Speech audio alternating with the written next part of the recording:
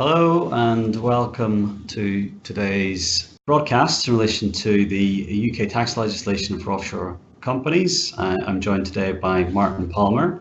Go on the slides. I'll tell you a little bit about Martin. You can read yourself there. Martin is indeed our preeminent tax advisor here at Jordan's. Extensive experience in tax world. He gets uncomfortable obviously with me talking about him. I myself am relatively new to Jordan's, but I head up a team of company secretaries who provide services to our UK and offshore companies. And the reason we're here today is to talk about the UK tax requirements for offshore companies and a little bit of guidance on how to complete the Finance Act pro forma. Any questions, feel free to email me at the email address on screen, mark_craig@jordans.co.uk. If I can move then on to you, Martin, do you want to give us a little update on UK tax liabilities for offshore companies? Okay, thank you, Mark. Over the last 5 years, the UK has extended its taxing rights over non-UK residents, and not surprisingly, the central target of this legislative development has been offshore companies. And I just want to highlight 5 important examples of this trend, which are going to be shown on the slides that follow. Let's start with ATED, or Annual Tax on Envelope Dwellings. That was introduced in 2013, and it levies an annual tax on offshore companies that own residential property in the United Kingdom. If an offshore company is liable to this annual tax, it will also be liable to a capital gains tax regime called ATED capital gains tax. It is possible to obtain a statutory relief from both the annual tax and the related CGT regime. Now, if an offshore company is exempt from ATED because of the statutory exemption, which requires it to conduct a property rental business or a property trading or development business, since 2015 it will not avoid capital gains tax on gains arising from the disposal of UK residential property. Instead, it will pay what's called non-residence capital gains tax. So one way or another, an offshore company can't escape capital gains tax liabilities in respect of residential property. Then in 2016, a UK corporation tax liability was levied on all offshore companies that are somehow trading in UK property or land. So ATED and NRCGT is focused on residential property and typically on investment activity.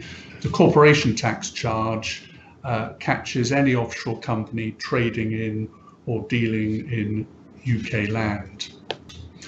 Then in 2017, the long-standing inheritance tax advantages of offshore companies were removed for so-called non-doms that own UK residential property. That is a particularly significant development. And finally, we have in prospect a new capital gains tax regime for offshore companies starting in 2019. And the effect of that will be that capital gains from any kind of UK property asset, so no longer limited to residential property, will apply, and the charge will be a corporation tax charge. The UK corporation tax rate at the moment is 19%. So clearly all these developments introduce new UK tax compliance and reporting requirements, and that is something which Mark is going to cover in a little while. Sure. So there are various what I call extraordinary penalties for non-compliance with UK tax reporting where there is an offshore element. So you can see from the slide, taxpayer penalties can reach 200% of the tax due for deliberate errors where there's an offshore element. Then there are additional penalties where assets have been moved offshore with a view to their concealment, and that can bump the total taxpayer penalty up to 300%. Then on top of that, there are asset-based penalties, which can amount to up to 10% of the value of assets that have been moved offshore. There are also strict liability criminal offences now, where there are offshore assets or offshore income which have not been disclosed, and there's failure to either deliver a tax return, inaccuracy in a return, or failure to notify chargeability. So this is all important when considering whether to use an offshore company for investment in the UK. The enablers legislation has been the focus of Mark's mailing, and he's going to give practical guidance on really completing that project, which is in your interests and our interests as well. And there's also a Criminal Finances Act now, which also applies to non-resident or overseas professionals or trust companies that facilitate UK tax evasion. So really the message is that there are more taxes now levied on offshore companies and strict filing requirements with draconian penalties if they're not met. My remaining slides just very briefly touch on these taxes. So the ATED, those are the annual taxes based on the value of property held by offshore companies in 2018. And note that the CGT regime, ATED CGT, with a tax rate of 28%, that will be abolished next year and replaced by a UK corporation tax liability. The UK capital gains tax developments for non-residents will apply next year. So at the moment, as we've seen, an offshore company is liable to CGT in relation to UK residential property. But next year, what will happen is that regime will be extended to all kinds of UK property assets. So for the first time, offshore companies will be liable to corporation tax on gains from not just residential property, but commercial property as well. And there will also be an extended liability for disposals not just of UK property or UK land, but also interests in UK land. For example, an offshore company which owns land and whose owner sells the shares in the offshore company, that is a disposal of an interest, an indirect interest in land, that will be taxable as well. And this is an example of what I mean. So this is looking at the legislation that comes in next year, in April 2019. If Offshore Co 1 sells UK land and realises a gain from next year, it won't matter that that land isn't residential property. It will be chargeable to corporation tax on the gains from the disposal. But Offshore Co 2 in the example will also be caught if it makes an indirect disposal of the UK land. So if it sells the shares in Offshore Co 1, it too will face a UK capital gains tax liability and will be charged to UK corporation tax. And if Mr. X disposes of the shares in Offshore Co 2, he will be liable to UK capital gains tax, even though he's not resident in the UK and not domiciled.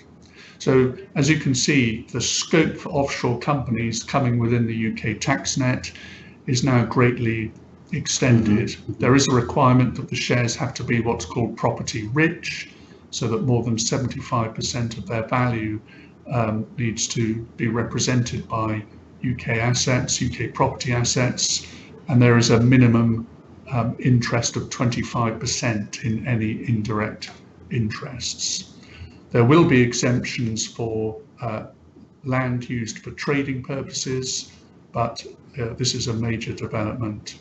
And on the subject of inheritance tax, if that UK land is residential property, then Mr. X for the first time has a UK inheritance tax liability in respect of the shares he holds in Offshore Co 2.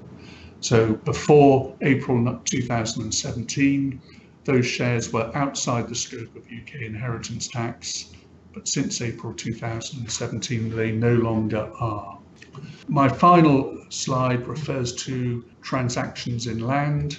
So this is where offshore companies are trading in land, buying land with a view to disposing of it at a profit. It used to be possible to shelter these profits from UK tax using offshore companies, often backed up by double tax treaties. So the offshore company in Jersey in the slide, for example, has the benefit of a double tax treaty with the UK, and it used to be possible, some thought, to shelter gains through the Jersey UK treaty, and the treaties with the Isle of Man, Guernsey, Mauritius, Malta were also used. For various technical reasons, that's no longer possible, and any form of developing or dealing in UK land is now regarded as a UK trade and liable to UK corporation tax. This legislation obviously will impact on the Jersey company in the slide, but it will also catch indirect disposals of interests in the UK land. So if the BBI Co sells the Jersey company with a view to disposing of the property assets in the UK, and in essence what is going on is a trade, then the BBI company will pay UK corporation tax on the profit. Things get worse if Mr. X, the individual, disposes of the BBI company shares. In that case, he will be exposed to income tax, UK income tax on the profit, and the rate of income tax will normally be 45% for substantial land disposals. In conclusion, I would say with offshore companies, if they're trading in the UK, if they own UK property assets, regardless of whether they're residential or not, or they receive UK source income such as rental income, they do need a tax agent to make sure they report their new tax liabilities correctly. Otherwise, penalties are very severe. It's not all doom and gloom. So for non-DOMs, who are investing in non-residential property assets, there are still inheritance tax advantages to using offshore companies. But certainly for any UK-centric activity, really, I think a good message is consider using UK companies now in preference to offshore companies. So that really concludes my part. The next stage is really to consider the enablers legislation and the recent mailings we sent out. Thank you, Martin. That last point there about many companies are indeed considering UK companies instead of their existing offshore companies. That is actually happening. I've seen some examples of that in reality, so it's kind of interesting to see that. If I can move then on to a little bit more about the form that you've been sent, or our offshore clients have been sent. As Martin has explained, there are some very severe penalties for non-UK tax payments. And what effectively can happen with the changes in the legislation is that the individuals, companies involved with provision of services to offshore companies can indeed be targeted by HMRC for unpaid taxes and penalties. So that's effectively why we need to ensure we have additional information in relation to our client's position. I'm going to go through a couple of example companies, and these are made up companies. They are representative though of the kind of companies that we have in our portfolio. Company A in our example here has no UK connection, no UK assets, no UK income, no UK directors or underlying beneficiaries. And what we have there effectively in this image, we've got the company secretary here, Jordan's Vistra, acting as the company secretary. That's the UK connection, but the asset is not in the UK in this example on screen. The asset's in Portugal. the company is a BVI company, and the beneficiaries and or directors are anywhere other than the UK. In this case, I've put them in South Africa just as an example. But as this applies, so the asset can be anywhere, not in Portugal. The company can be any offshore, so it could be in any non-UK jurisdiction, and the beneficiaries or directors can be anywhere other than the UK. So in that case, Section 1 does apply. So there's no UK connection. Moving on to Section 2.1. There's this one specifically where there is a UK connection, and the directors or the beneficiaries have some kind of tax advice recently in the last 3 years. And what we are looking for in that case is a statement from their tax agent. And let me give you an example of the kind of companies that this again refers to. So in this case, again, the company secretary, Vistra Jordans, is in the UK. In this example, the asset is in the UK and the beneficiaries and directors are in the UK, but the company is an offshore company again. In this example, it's BVI, but again, I keep saying again, but you get my point here. The company can be anywhere other than the UK.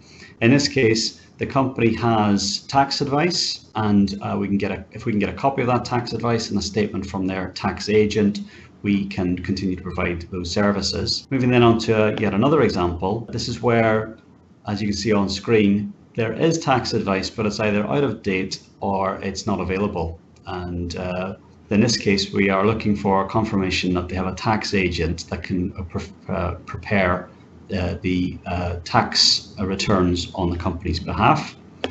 And in this example, again, our company secretary is in the UK.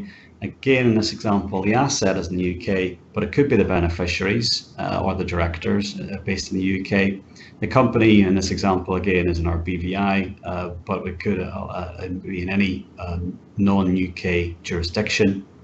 And what we're looking for in companies in this example is a statement from their tax agent that they are looking after those tax affairs. The tax agents, incidentally, in each of these cases need to be regulated, and it needs to be independent. It can't be a co-owner, for example, of the asset in question. Then on to the final category, Section 2.3. In this example, we've got a company who has got no tax advice. And in the case of this example, it wasn't established for tax planning purposes. And what we have here in this example, company, the company secretary in the UK, Jordans Vistra. The asset is in the UK, but it could be the beneficiaries of the directors or in the UK. In our example, I'm putting the beneficiaries or directors in UAE, I think, round about. Again, the company is anywhere other than the UK. So we end up then with a position where we're looking for reassurance. For a company like this, we're looking for reassurance that they have an agent who's looking after their tax affairs. And again, that agent needs to be regulated and independent. So that then kind of concludes what we're looking for in terms of the form. I'm very happy to take questions from anyone who wants to speak with us regarding the completion of the form. Very happy to either speak or take an email. If you send me a message at the email address on screen, I'll happily give you a call. mark_craig@jordans.co.uk. And that just about concludes our recording today. Very happy to take those messages as required, and thank you for your time, and goodbye.